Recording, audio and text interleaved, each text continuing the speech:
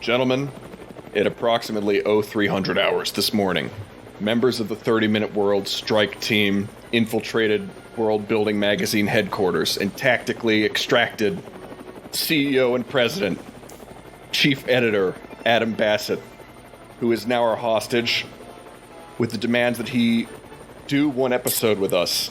He agreed in the spirit that he was allowed to plug whatever stupid shit it is that he's doing.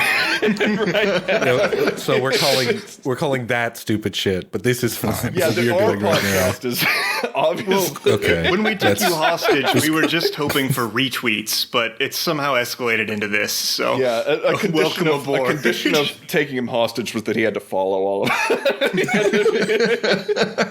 Adam, welcome to the show. It's great to have you on. Thank you for having me. You're in the hot seat here. You are a game designer. You work on a lot of projects. You do a lot of work with Worldbuilding magazine, which is kind of like the what's the allegory here? Like the big, giant, well-funded baseball team compared to our like little league, scrappy underdog Yeah, you're team. the Yankees, right? Yeah, you're the bad guys, but Well, it's all volunteer, so well-funded might not be the best term for this. Basically, long story short, it's a group of people who've come together to just kind of work in the space of world building. You know, we all enjoy it in one way or another. Some people are writers who write articles or interviews. We've actually had some pretty awesome guests. One of the most recent people I interviewed was Brian McClellan, who is my personal favorite author, which was awesome. Wow.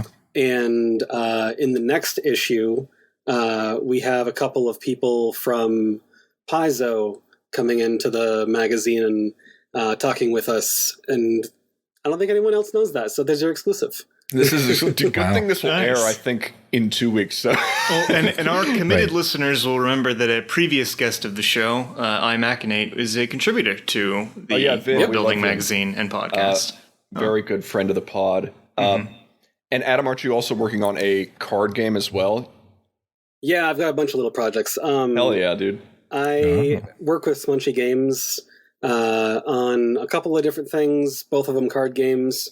I developed and we've actually published 2 versions of Fray, which I actually have here on my desk. It's a small card game, kind of pocket game, based in a larger tabletop RPG setting.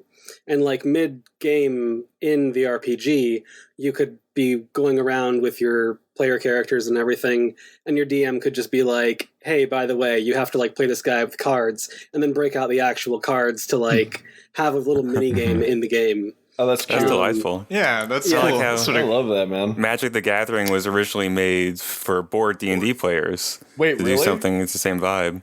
I had no idea that was true. Yeah, I don't know the exact story, but I think it was like a card game, Dungeons and Dragons sort of thing, and then it just kind of like morphed over time. Yeah, so I made that, and then also right now we've got a public test build of Fourth Horizon, which is my more ambitious project. Those games of Fray are like 30 cards to a deck. You can play a game in like 5 minutes. It's really easy to learn. Fourth Horizon is a little bit more analogous to Magic the Gathering, where you've got to learn a whole bunch of stuff to get started. You build your own deck, but the deck building process is a little bit streamlined. And it's not so much about like, you know, a typical Magic style game is beat my opponent in the face until a number hits 0.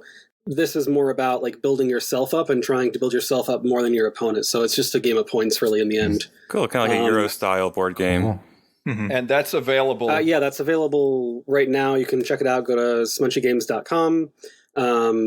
There's a bunch of resources there. There's a short video of me teaching my friend how to play.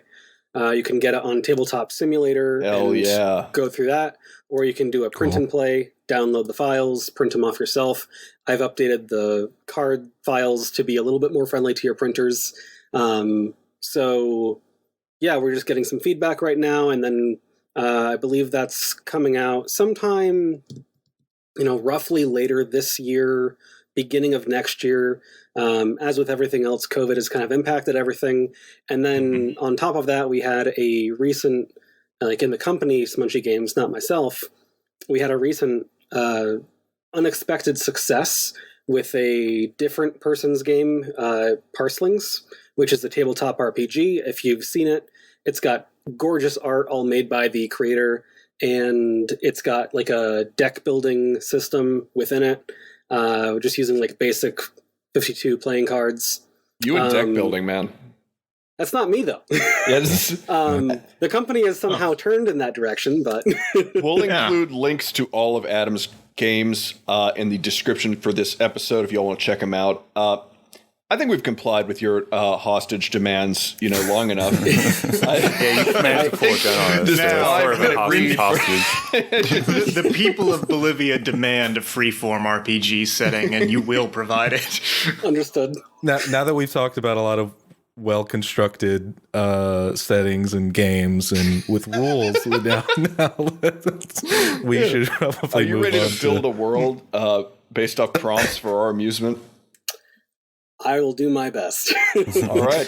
Chessman, I'm going to let you go first. What is the prompt word that we're going to pick? My prompt is genuine.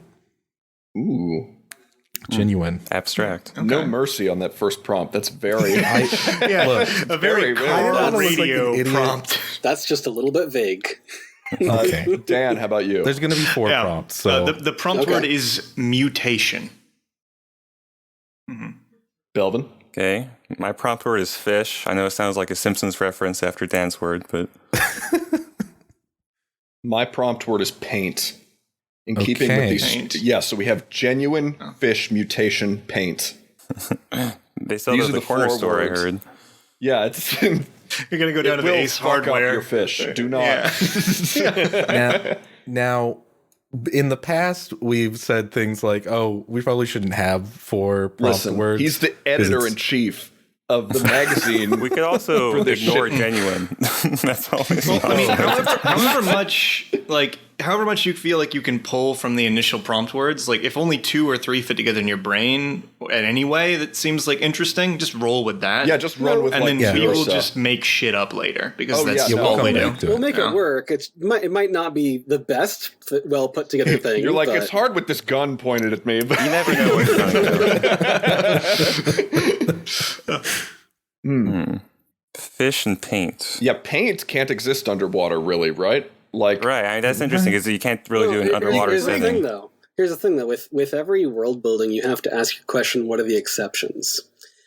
Paint doesn't work super well in water, but we've got a bunch of wacky shit going on here. So let's just roll with it. What if there is a paint-based magic system which exists underwater? interesting. Okay. Oh, okay. Okay, Yeah. so you're talking different colors of paint painted on something, imbue it with magical properties. It could be paint extracted from coral reefs or like natural rock Oh, formations coral deep in the pigmentation. ocean. Yeah, like dyes. Yeah. Right. Okay, there is a ton of stuff available for dyes underwater. Crushed mother of pearl, that sort of thing. Yeah, I mean, Squid. so underwater, you can get lots of really colorful creatures, right? Like shockingly colored fish and Yeah. eels and stuff. I mean, what if that's like a source of power, essentially? Treasure You Math can Storm get your hands taught me on that. their Yeah, colors, like color extraction. And it's got every magic system has to have pros and cons, sort of a cost associated with doing something within them. This is not an uncommon one for people who use magic too much to become obsessed with it, to become corrupted by it, to mutate from it. Mutate. That kind of makes sense. That makes sense. So mutation, a drawback of this magic system. What are some typical... Well, what if you can become consumed by a color? Oh, I like Like that. So you fade into that color. Yeah, The equivalent of having like the mutant horrors or like the people, it would be like blue people, red people. They'd be extreme in some aspects. Factions of the colors. Let's say very Like a similar color to a game pie. that we Maybe mentioned previously on this That's all podcast. that talk about deck building. What are you going to do? But purple's a color in this one, so we're differentiating here. Oh, this is the alternate timeline where purple actually became a color of whatever that card game's So called. I do like the idea of these colors bleeding into casters. What race of people are we dealing with here? Are they actually fish people? so I don't think so. anyone who's spent an amount of time with me discussing world building and different species and stuff knows that I just kind of like to keep things simple and accessible, and the best way to do that is to keep every main character basically stays human. I would go even a little bit further with that in my own work and just say, like, there aren't aliens, there aren't these other species and stuff. That being said, I've got an idea of how we can use fish. How? Okay. So we've got this rudimentary magic system which has some connection to the dyes in the water and the things that are in the water. We've got this kind of drawback of this mutation which changes them over time the more they use it. However, again, same similarity with the costs of using magic and the benefits of doing so. Access to it is always something that's kind of gate kept. It could be a connection to the land. It could be scarcity of dye, too. It could be scarcity of dye. That could be a really good one. I think one that we are familiar with but don't see a whole lot is the use of a connection to another being, such as a familiar. Oh, yeah. Witches have their cats and everything, for example. Maybe in this world people have fish. There's a sort of ethereal or magical fish familiar species. Well, now I'm imagining people walking around with fishbowl backpacks with their blinged out fish in the back. Though. Yeah, you got not? a little a handbag with your fish boy. Oh. That explains why if they're humans, underwater is still important to the setting. First of all, you have to venture underwater to get these things. They live pretty far down, I would presume. They can be used on land, right? What are we thinking on that? Yeah, sure.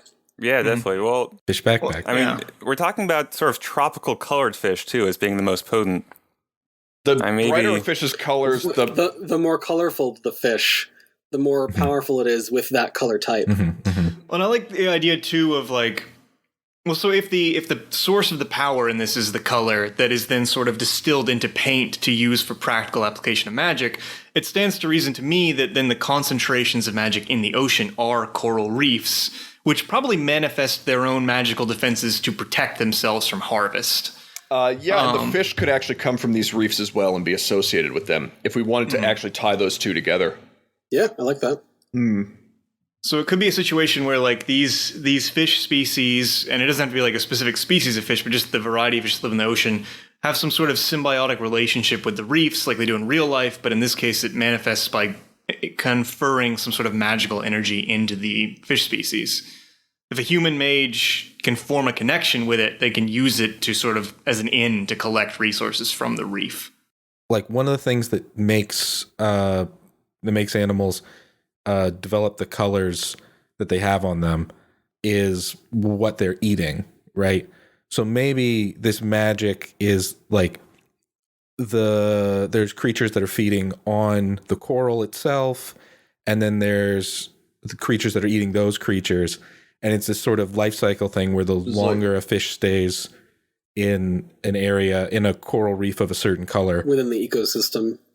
Yeah.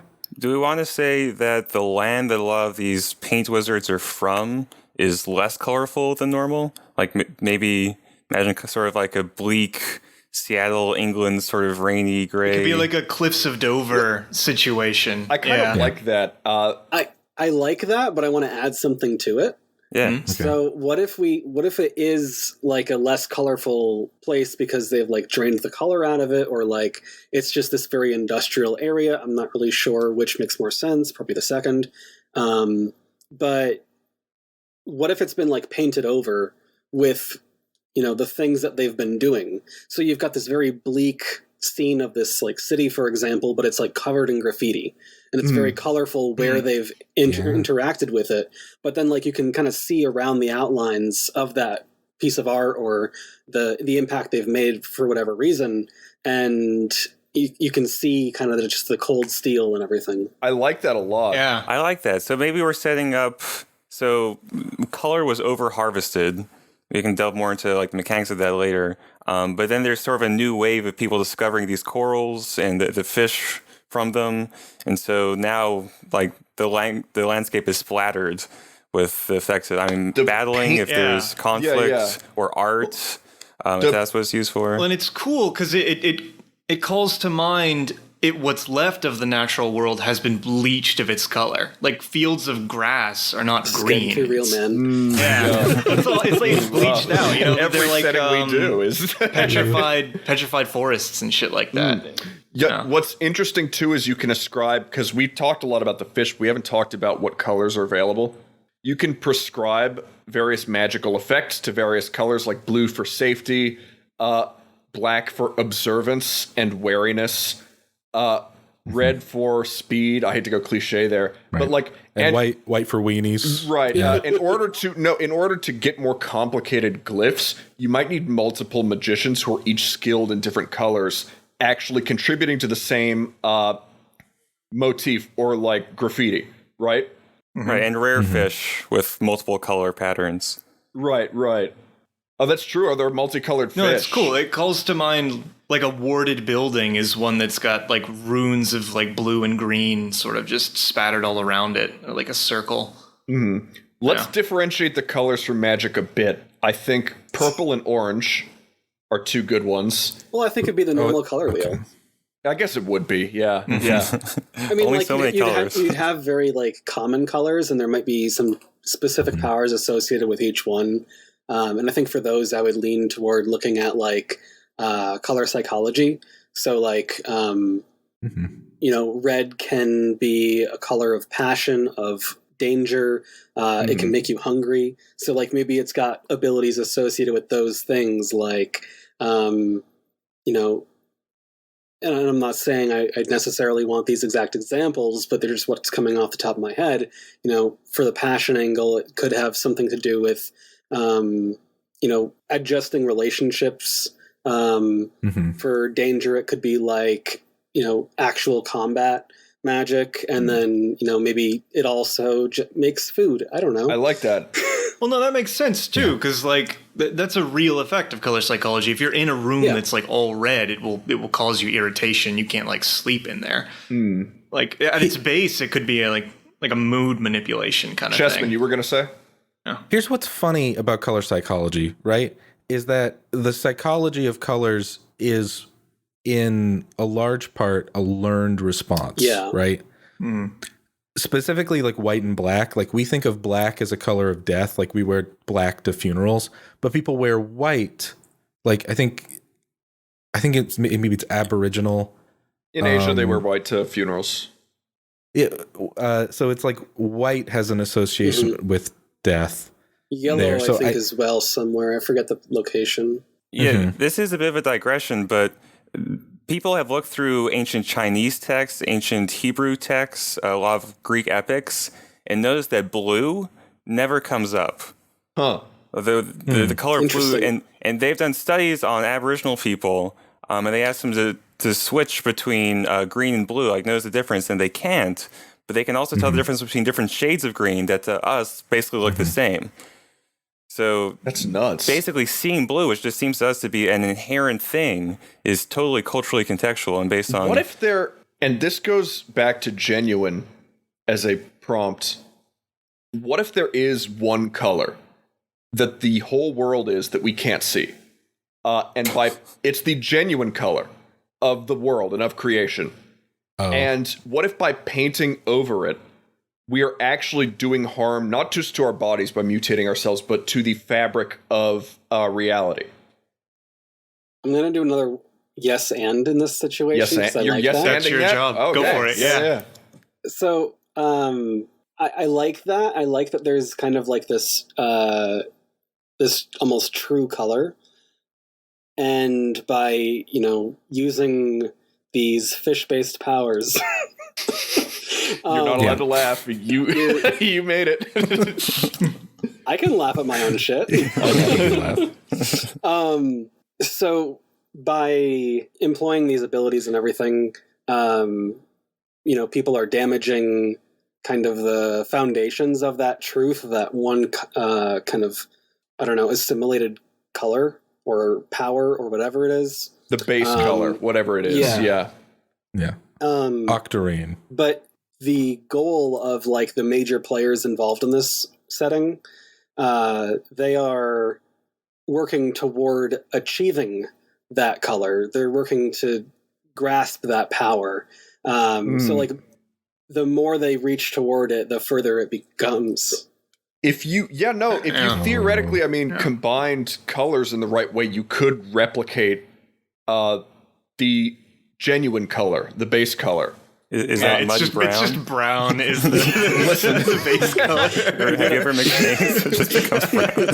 But it's this special kind of brown. It's a very specific kind. No, it's cool. It's not quite black. It's not quite brown. Brown's kind of a primeval color, like sort of. Well, so just thinking back to genuine, what if, because we've been talking around how colors and responses are cultural and can be different. And talking about this one color and also people literally being different colors, like the magic warping them so they become colored red, colored blue. And what we're kind of dancing around is sort of some sort of metaphor for division among people, right? Yeah. It's about unification or division. We were being very articulate. We're treading on the edge of a knife, okay? Yes, that was the intention. We're all being very deliberate. I should back up very briefly. I kind of laugh at that because I have a background in art and art history from college. So, like, this is just kind of normal conversation for me sometimes. I'm glad we used paint. Yeah, wow. I was like, good thing the prompt word there came in handy. Yeah, so someone said that, and I'm like, yeah, I'm on board. Let's go. Yeah, and Walt, cool. You definitely didn't come up with that prompt word by looking at your miniature paint next to your desk, did you? There's no way for me to pan the camera, so unfortunately we'll never have proof. Definitely that quick look to the left there didn't mean anything at all. Never, whether the listeners, he's lying, first of all. So to go back to the one true color idea, I guess we could say that maybe societies are shifting to be a little more oppositional, and then people are literally becoming tinted in these colors, and things are starting to divide. Like, so that's sort of the movement of the setting right now. Do you want to talk about what happens to you when another color starts bleeding into you too much? Well, we could play on the psychology of color aspect and just say like those start to imbue your personality. Yeah, traits like aggression. I mean, the only one I really know for color psychology is like aggression for red. But could it be a thing where, like, as you are being mutated by the intake of this color, red being an example, can you offset it by like medicating yourself with other colors, other types of magic? I would think so. And kind of where this is bringing my head is like, as the world is becoming increasingly unstable and divided, perhaps it's in part because like people strove for a kind of balance and either like wouldn't use these abilities, wouldn't seek them out, or like when they did, they tried to kind of manage it and protect themselves from the side effects and everything. And perhaps over time, the appearance of, showing that you have been affected by this magic and you're turning into, whatever color you're using, has become a sign of status, fashionable, take your pick. And for whatever reason, the opinion of people is changing, and now people aren't seeking inner balance, I suppose. Now they're seeking, I want to represent, this red tone, which I identify with and I think is cool, and I want to show the world that. Yeah. I like the idea of there being like, maybe when this first came into practice, there was like a cultural aspiration of some sort of balance that could be achieved. And now that's just been lost. It's hedonism now. Like it's become like normalized, so people aren't concerned. I do like purple as the color of like indulgence and decadence, and the magic focused on that. It's gotta be. It's the passion of the blue bloods, right? It's red and blue. Red is actually cool for protection and warmth, and I actually like yellow for aggression because I associate yellow with like yellow jackets, bees, insects. Kind of thing. Okay. Yellow is the color of fear, classically. Yellow is the color of fear, classically. Right. I think the fear. I'm holding up my hand. I'm pointing to a place where ring. That's the word. Oh, right. Yes. Lantern. Can we? We could also. Oh, what up, Dan? I was gonna say, can we maybe just pick 3 or 4 colors and then ascribe like 2 or 3 qualities to each of them, so we just have something in stone That here? makes sense to have a baseline. Yeah. Yeah. We have red. We gotta have red. We've said red 90 times. Yep. It's red's the one of- color. So the classic route is like aggression and but I mean, I don't want to ascribe like only negative or positive traits to any of the No. colors. I think we can kind of just do what we were talking about earlier, and we were talking already earlier about how there's different interpretations of what a color means to someone. Red was warmth and passion and aggression and anger and food, and like has all these connotations. So I think we could have it kind of just be all of those things, and then depending on the individual, how they're using it and how they are raised, I suppose, like different aspects of it are expressed. So you could have 2, I don't know, red paint casters, whatever we're calling this. We need a name that's Like not... casting sounds great. Okay, we can do paint Just casting. painters? I don't know. You could have 2 red painters. Yeah. And they could be using the same medium but in different ways. Right, because it's expressed differently through them. I think vitality is sort of a through line for a lot of those. Yeah. And maybe we can say that if we're talking about magic effects, it can both amplify those things in people, but also maybe the red tinted people start to get just sort of stronger, more blood is flowing, they have more energy. They sort of get a lot of physical effects that other painters don't necessarily get. And also in my head, in their combat, how they attack people is they make them feel these adrenal responses. So it's sort of like that's cool. The body hurting itself almost is what they managed to do to other people. That's cool. That's cool. I like that. So we've got red. Isn't like the base color wheel is red, like blue and yellow? Red, blue, yellow. Yeah. We could start with that. I That guess. makes sense. Well, Yeah. The base color. Cutting You're talking whatever. about 2 different things. Yeah. You're talking about the primary colors, or you're talking about the color wheel. Talking about Primary the primary colors. colors. The primary colors. Yeah. The primary colors of light are red, green, blue. The primary colors of ink are cyan, yellow, All right, and we're magenta. talking about the primary colors of light. We're going to cut this entire thing. We're not talking about printing Marvel comics in I just have to 1940. get that out there. This entire thing was ancillary to this. The listeners do not need to know that Just you been know. staring at too many printer ink levels in my life. There's 2 different ones. Yeah. Okay. So we have blue and yellow, right? Okay. Let's do blue. Yeah. Okay. Blue. I like wariness. Yellow. We kind of so yellow could be like wariness, caution. Yellow is also often associated with like the sun or energy. Like growth. So it could possibly be something like where it just kind of like bolsters the power of other things. It's your support role. That it could be cool to have a color like that. I was thinking ahead of a color that. Oh, go ahead, Bilvin. Well, I mean, we kind of set up an industrial revolution type era that people are entering into with this new rushing of colors and paints. Sure. And what if yellow are the energy producers?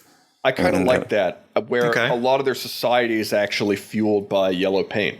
It's worked itself into an inextricable, like a really powerful role. This is a weird pull, but in the Great Fog of London, there was an anticyclone that trapped a bunch of the smog into London. They called it pea soup days, because the air actually started to take on a yellow tint because of what was in the air. So like maybe in like these industrial zones where they're using a lot of yellow magic. The air itself is yellow. I like that.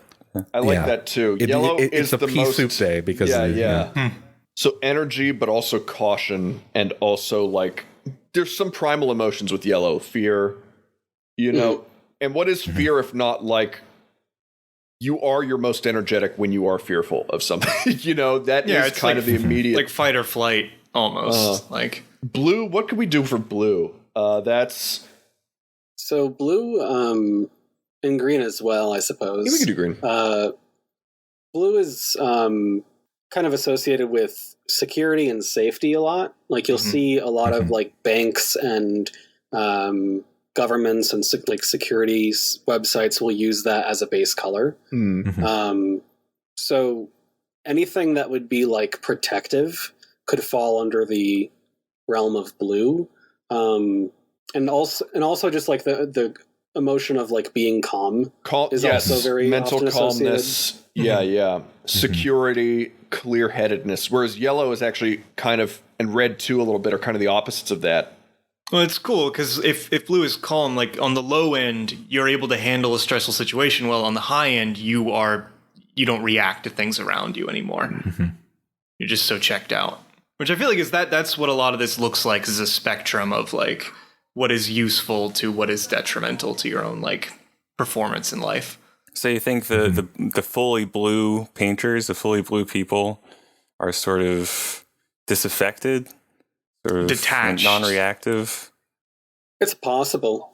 A lot of the people who've turned different colors would probably be indifferent toward like naturally or genuine colored life. But I think the blue people would be some of the most pronounced, probably. You just don't get it, man. Well, if we're talking about blue for stability, maybe if you paint any structure blue, it becomes a lot like more firm and secure. Yeah, and the doors obviously harder to tamper with, more useful in their assigned function. You can make bridges that have no business staying up if you paint them blue. Like you would actually paint your financial institution blue to keep it the currency stable. And keep everybody calm. Like someone tries to rob it and they go in, they're just like, oh. Yeah, they're like, oh man. I do like, we were talking about green, and I think the impulse for green is to go, the natural world. But since we already have that hidden color that represents that, I think green could represent, because this is a very industrialized society, I think green could represent the past. Interesting. I want to say creativity. I have a strong urge to make green like the creative color. We do need something that's creative. Because it's a mixture of yellow and blue. I could see green being creative in part. However, orange is also often seen as a creative color. I could see them kind of being two sides of the same coin, though. Like green is the very like contemplative creative person, and then orange is the kind of like passionate creative person. I like that. And maybe one of the manifestations of those two colors in this society is sort of these two schools of art. There you go. There's a green-orange rivalry. They have this pointless feud where they both have plays and literature and they think the other sucks. They say green is the color of intelligence. Like there's always the weird like people do it on Mensa saying like their green's their favorite color. Green is the whatever. color of bad takes. That's what I'm saying right now. Wow. Okay, well, we've got our basic colors. Yeah, we got the 5 that we have. That was I want to do purple now just for completion's sake. There's 2 more. There's orange and purple. Purple we talked about as well. Well, we talked green, orange. We kind of addressed them as rivaling. Orange is more creative and spontaneous, and green is more like reflective on the past, that sort of thing. Right, and they'd also probably have non-artist incarnations. Yeah. Which is just sort of being actual extrapolations of the two colors combined. Purple is the pursuit of human pleasure as a color. There's no other reason human-wise that we invented purple other than to feel cool. It's also kind of the opposite of the natural world, just because it like barely occurs. Right. Mm-hmm. That's actually really true. Well, and purple's a symbol of like human power, of like royalty. Could it be because this desire to paint the world is a human desire, that the purple dye users, it could be they're like the rarest type, their mutations could also be the most, in addition to changing their color, make them less natural in a way that other mutations don't. Like they could be less human. So I want to kind of jump back real quick to the concept of these fish familiars, which is where all these powers are originating from somehow. And I want to say that you cannot, under natural circumstances, acquire a familiar that will give you the ability to paint with purple. Ooh. You like how people created purple from snail shells and all that. At least I think it was just snail shells. Basically, you would have to take the fish and like breed them and feed them, get them on like certain diets and stuff, breed them in captivity for the express purpose of developing something that will give you that ability. Yeah. Right. Another possibility is that for some reason in this world you have to destroy something of each color to make purple, like kind of a sacrificial thing. Yeah, that's a way to go about it. Yeah. I don't know, I'm just imagining these asshole aristocrats, and it seems up their alley. It's a very like sort of alchemical magic, like formula and blending. Yeah. We could simply say that both exist. Like, I've always been kind of a proponent, especially in recent years, that if you're developing a magic system, it never has to be like a one-size-fits-all thing. Like, there doesn't have to be a constant, direct correlation between A and B. You can have multiple versions of the same system that kind of work off of one another. We could have, for example, a system where with your familiar, you can kind of create a bond with it and build that connection over time, build your power over time, and it becomes kind of almost a partnership in some way. Whereas the other option, you could very quickly get that power by sacrificing it, and you would have kind of this sudden burst of it for a short time. But then you got to find another fish. Then it fades away, and you've got to like figure something else out if you want to continue having that power. Right. We haven't really so much devised a magic system so much as a fundamental set of laws that govern this world. Well, that's typically how magic people systems invent their own magic systems on top of it. Yeah. Kind of. Like these color associations and powers exist to begin with, but they can be manipulated by humans using this paint. So, how is paint made? Where are the components of paint? That's a freaking good question. From the coral deposits that are congregated by these fish, right? Well, I'm just thinking, so, if you're drawing on the color of the fish for power, maybe you still need actual paint. I think the fish gives you the ability to do magic. You still need crushed pigment and stuff. The fish can't give that to you, It just unlocks your capability to utilize the magic pigment. But the fish, by virtue of being a color, has certain magical properties to it. Yeah.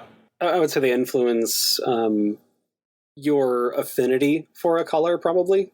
But I don't think it would be nearly as fun to restrict a person who has a red fish from to have them only use red paint would be no fun. What if the color of the fish changes upon, but it's not an indicator of what magic you can use, it's an indicator of what magic you do use. Like the fish becomes certain colors because that's the kind of magic that you use.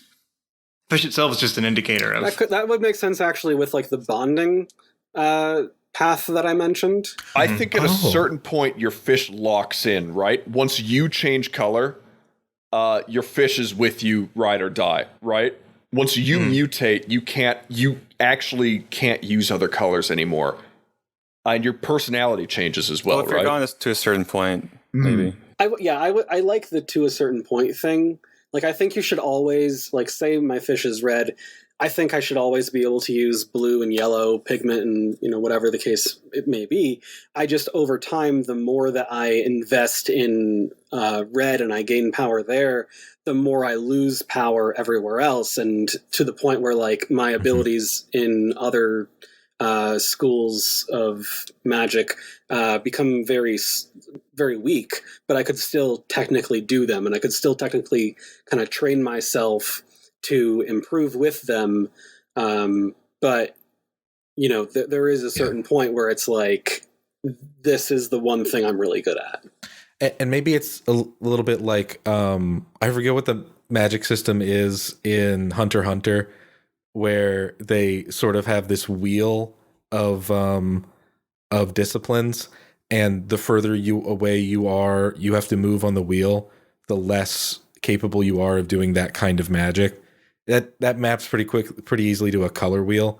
Like if you are a red mage, you find it hard to do other like magic that is further away from you on the color wheel. Oh, interesting. Like blue or something. Sure. And that would make sense why, like, previously in this world, balance was important, so that you could kind of grab at these different abilities as needed and, you know, be able to kind of be versatile. And now that that's no longer in style, that's not really socially desired anymore for whatever reason, you know, that kind of painter is just kind of no more. Yeah, there's no gray mages. What I think just actually thinking is through. Sorry, Walter, say your piece because I kind of want to move to parts of the like just filling out the setting, the beyond logistics. the magic Yeah, that's system. kind of what I was going to go to. Yeah. Belvin, what I was going to say is I think it's actually great that you initially said industrial, because the resources to go below the sea and get this stuff wouldn't like be available to a society until they industrialized, right? So that would make this magic actually relatively new on the world stage, at least. Well, I think maybe before what like everyone had sort of a folk magic where you kind of just took the powers and energies of the colors around you in this pre-industrial world. Like maybe there's a lot more flowers than usual, so you get lots of different colors in your normal environment, and balance is valued. But at some point, the color starts being strip mined and becomes sort of the gray wasteland we described. Technology develops. They get to get on ships more and get to start exploring the world more. And that's when they manage to harvest the coral and the fish. And it's much more potent than any of the stuff they had before. Yeah, because they're channeling it through the fish, too. They wouldn't have ever been able to extract anything from the ocean that's not like very close to the coast. Like shallow reefs. Right. You could catch fish. But with deep sea diving now, with that kind of, if we're in like the Liverpool, like smoke covered London era, in like the yellow fog, it kind of does fit with this as this magic that is just now coming into a prominence that we've never seen before. I get it. Well, and before we go like actual high tech, I think there are ways to do spelunking or like sea diving in a setting where they're not actually using like full-on submarines or suits. That's true. Could be color-based magic that they managed to use. But I think like developing like nautical technology be part Nautical of it. technology, mass production of paint, that kind of thing is. Yeah, I more think what there I would was be a painters guild, which I think holds it's a a lot question of power. of what sort of aesthetic we want for the setting. That's true. And we must defer to the lore lad. Well, since people have been talking about diving and acquiring these resources and stuff, I have this image of, and I'm not going to get the terms right because I don't know it, but those like old deep sea divers with like the big cage helmets and everything, the big tube of air going up into the surface, just like all kind of grayed out, reaching for this very blue colorful, painted, protective Yeah, helmet that you fucking have. Yeah, exactly. That's a nice image. I don't know if that's the best decision, but I think it's the most fun. I think it's fun too. Well, then it's in. That's how We're we here do to this. have how it We're works. here to have fun Fantastic. at gunpoint. And if we're just starting to like continuing to play on this like new industrial empire, I would imagine that there are lands that have not been strip mined for color that the Painters Guild would like to get its hands on for converting I mean, into paint. it depends on where we are in time. Well, I like think that island more- chains would be really vulnerable too. If they They'd don't also, have they'd that. also be some of the more protected ones too, because they're harder to find. Like, I mean, how long did it take for people to find Pitcairn? People found it by accident. I think it was in like the 1900s. People stumbled on it in accident, and for like another 50 years or something, it was still not on the map. I had no Right, idea I that think was- there's a lot of undiscovered territory that's maybe like very colorfully powerful too. Like has lots of natural defenses in that way. The most secluded cultures in our world that we have not we are just contacting now are like on islands, but then also very deep in like jungles and forests. Uh-huh. And I guess the far north maybe like in a very cold, forbidding air. Maybe not. I think Svalbard. That best Norwegian possession. I mean, it's basically just inhospitable land, really. The most inhospitable land on Earth that you can still live in.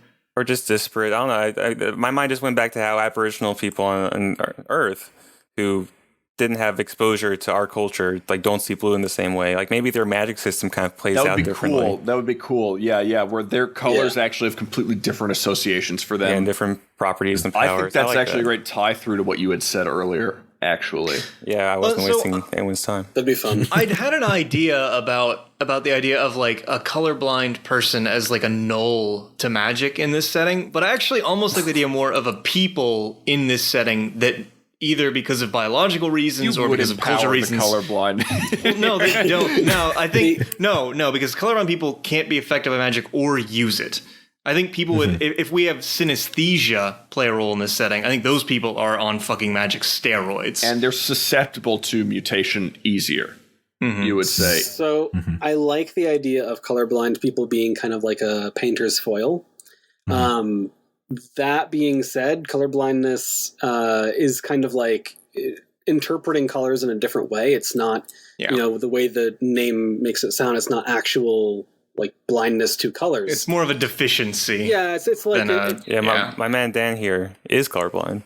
There you go. Yeah. And we don't hold it against him. I will stop explaining. So most colorblindness is a deficiency because your cones are fucked up in your eyes. But it's either like red green or blue purple, and then there's one other one. But there are full colorblind people that have they're so screwed up they can see nothing, but they're very, very, very rare. Yeah, so that's kind of where I'm going with this, is like, they aren't immune to this ability. However, they can kind of reinterpret the colors that are being used. So if a red painter is coming at me and I'm colorblind, I could reinterpret the paint that's being thrown at me.